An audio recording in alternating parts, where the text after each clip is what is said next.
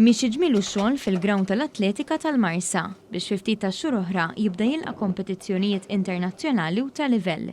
Dan il-proġett qed isir b'investiment ta' 3 miljun euro u se jinbena fi żmien rekord ta' 4 xhur.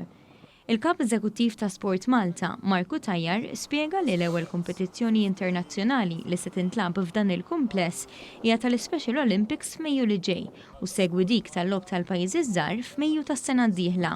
F'temp ta' sentej 33 pajjiż differenti ħajkun jafu b'Malta fl-isport u ħajkun jafu bil-korsa tal-atletiku. Allura dan il-kumpless kollu barra li qed jibbenefikaw l-atleti Maltin li finalment ħajkunu qed jitrenjaw f'kumpless internazzjonali ħajkunu qed iġib iktar kompetizzjoni internazzjonali u iktar atleti f'pajjiżna. Bħalissa jimbnew mill-ġdid l-stands li kienu fi stat ħażin u perikolus li issa se jkunu tal-ogħla standards u aċċessibbli għal kulħadd.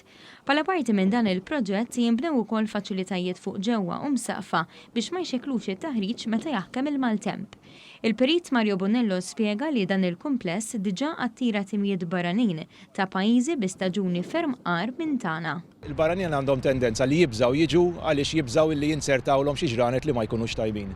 U naħseb dawn il-faċilitajiet indoors naturalment isolvu din il-problema u jagħtu kontinwità anke lill atleti tagħna Maltin li jistgħu jippreparaw kif suppost għal kull avveniment internazzjonali u nazzjonali li jkollhom.